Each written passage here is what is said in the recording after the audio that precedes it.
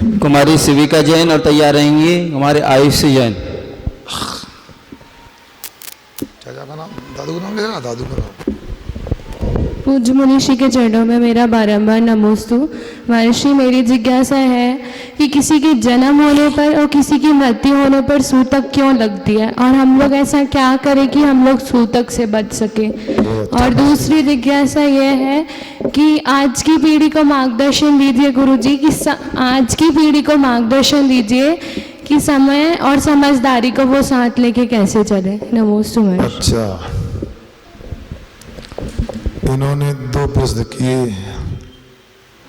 पहला प्रश्न सुना था आपने, क्या पूछा? सूतक पातक के बारे में। पहले तो स्पष्ट कर दें, बुंदेलखंड में जन्म की बाधा को सोर बोलते हैं, मरण की बाधा को सूतक बोलते हैं। किंतु मालवा में, राजस्थान में जो मारवाड़ी बेल्ट है, बाद जन्म की बाधा को सूतक और मरण की बाधा को पातक बोलते हैं। ठीक है ना, स्पष्ट हो गया। ये क्यों मानना चाहिए? देखो, सबसे पहले तो भगवान की आज्ञा है, और भगवान की जो आज्ञा होती है उसमें तर्क नहीं होता। उन्होंने कहा वो अन्यथा नहीं हो सकता। क्या अन्यथा बाधना जना इस भगवान कभी भी गलत बोलने वाले नहीं होते। ऐसा विश्वास करके हमें इस सोर सूतक का पालन करना ही चाहिए। पीढ़ियों के अनुसार उसकी व्यवस्था बताई गई है। अब इसमें क्या कारण हो सकता है? शास्त्रों में तो कोई स्पष्ट लिखा नहीं है, फिर भी जहां तक हमने समझा है ये सब राग की परिणति का कारण है।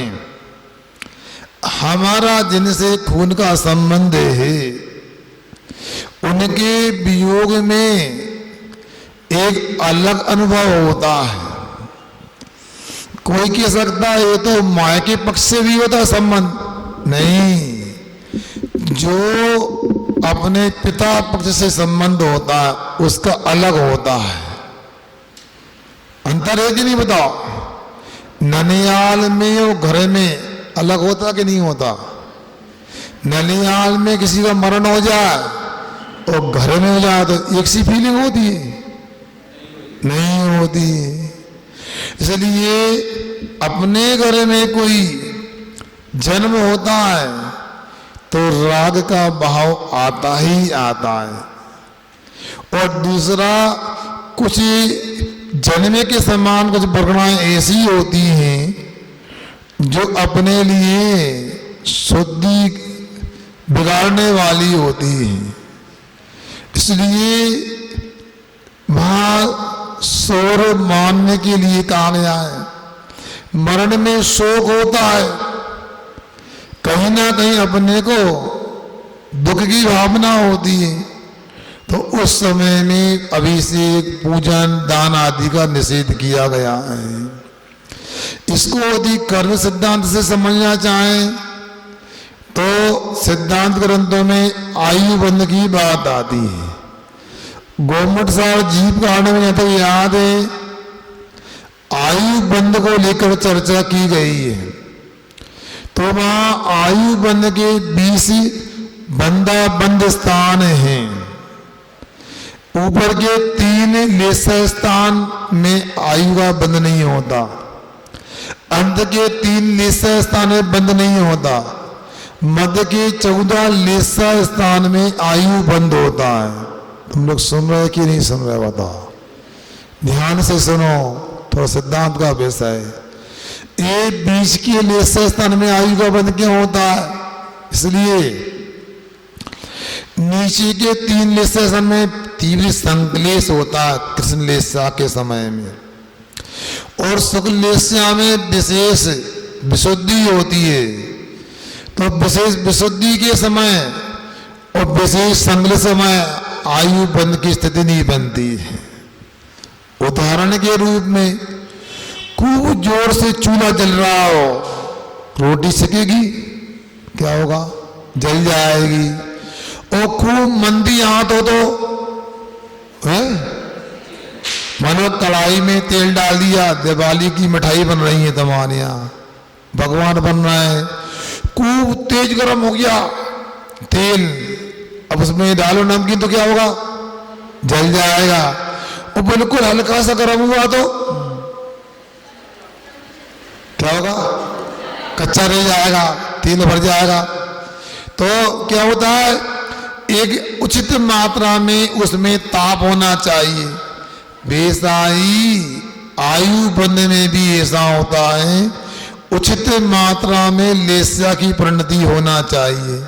तो हमारे यहाँ मरण के समय तीव्र संक्लेश परिणाम और जन्म के समय तीव्र राग के परिणाम होने से सोर सूतक का पालन करने का विधान है, ऐसा समझना चाहिए और इसका पालन करना चाहिए। धर्म संग्रह श्रावकाचार्य में लिखा है, जो सोर सूतक के समय में दान और पूजन करता है उसे नीच गोत्र का आश्रय बंद होता है।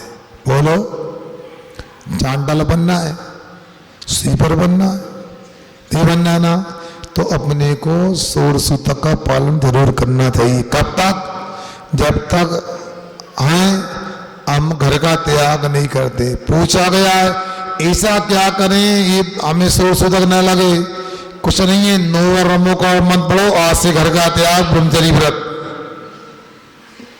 खत्म, आज से सोर सूतक। इतना 9 बार पढ़ना रमो का मंत्र। हाँ, वो क्या था?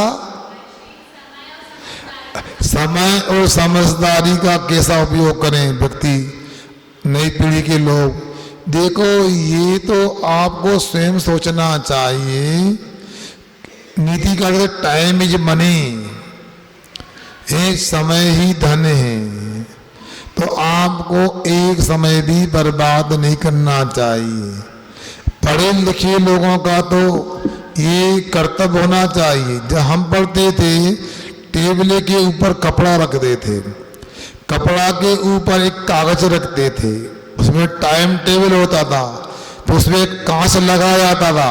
जब भी आएंगे टेबल पर, हाँ 11 बजे क्या करना है, 3 बजे कुछ ट्यूशन जाना है, 10 बजे स्कूल जाना है, 6 बजे मंदिर जाना है, सब टाइम टेबल लिखा रहेगा। सुनिए ना, यदि व्यक्ति समय का प्रबंधन नहीं कर पाता है, वो पढ़ा लिखा गंवार है।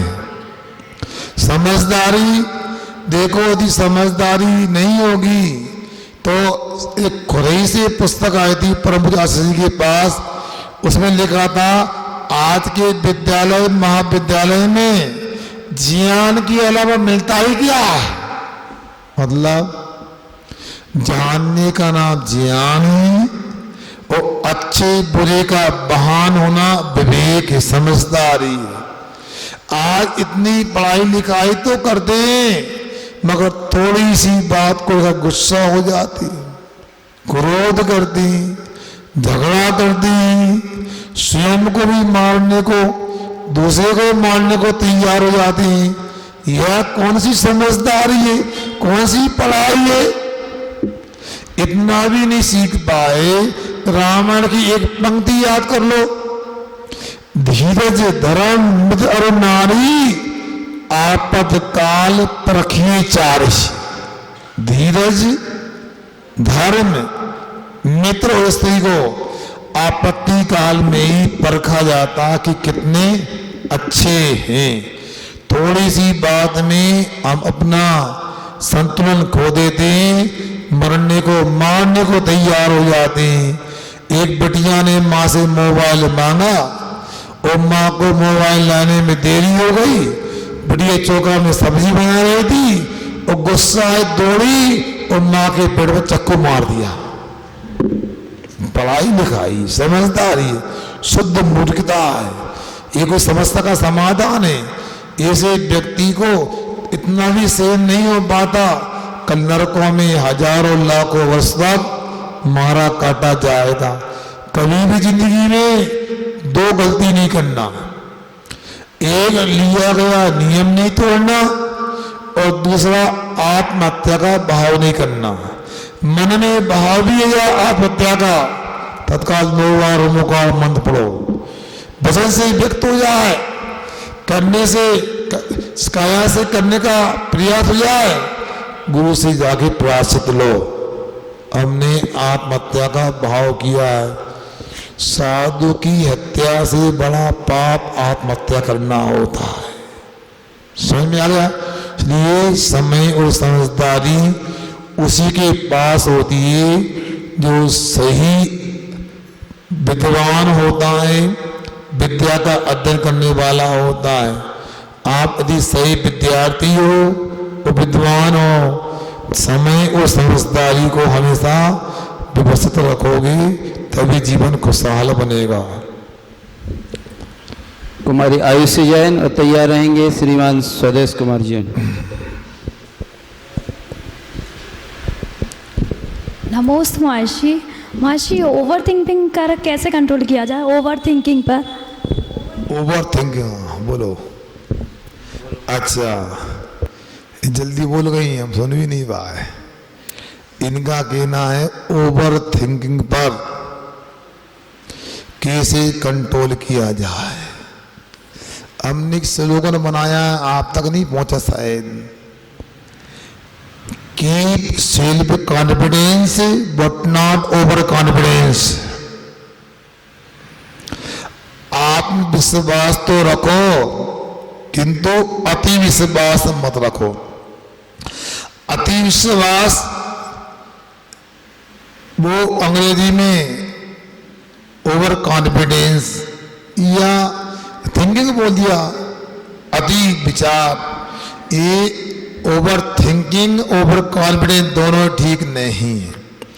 ज्यादा सोचेंगे तो फिर पागल हो जाएंगे, क्योंकि भूतकाल को लेके सोचते हैं और भूतकाल अनंत है, भविष्य को वो भी अनंत है। इसलिए इतना ही सोचो, भूत भी सुंदरता, भविष्य भी महान है, और उसी को संभालो जो वर्तमान है। क्या कहा? इसलिए आपसे कहते हैं स्वाध्याय में तीनों समय आओ, नई नई बात मिलती है।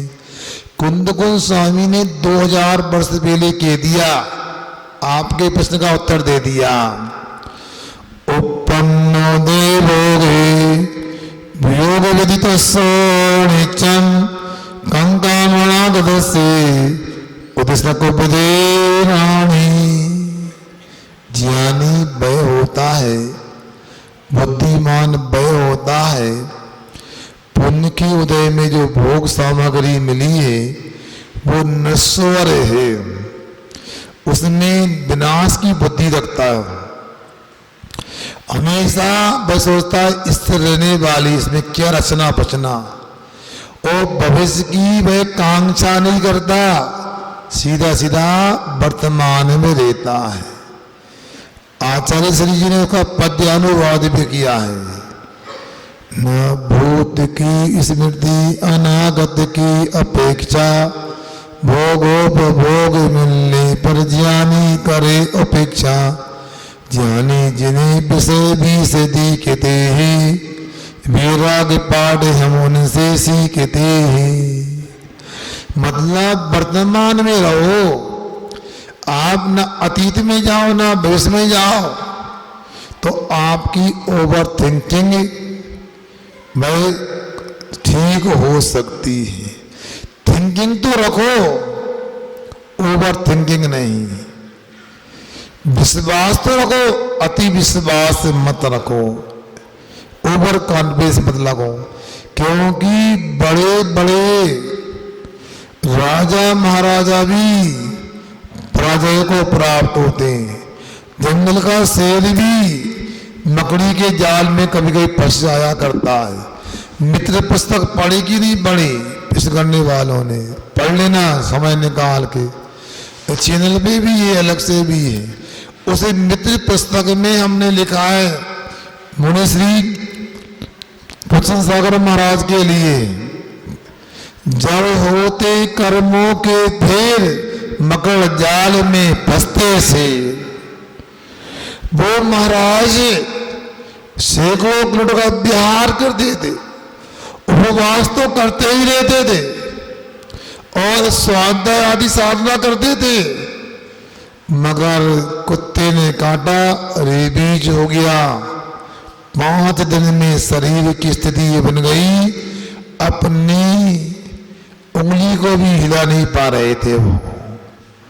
ऐसा होता, इसलिए ओवर कॉन्फिडेंस और ओवर थिंकिंग, इनको आप इनकी बुराइयों को समझो, हानि को समझो और अपने को नियंत्रण में लेकर के आओ। थिंक तो होना चाहिए, ओवर थिंक नहीं होना चाहिए, ये ध्यान रखो। ठीक, आगे श्रीमान स्वदेश कुमार जी जैन और तैयार रहेंगे श्री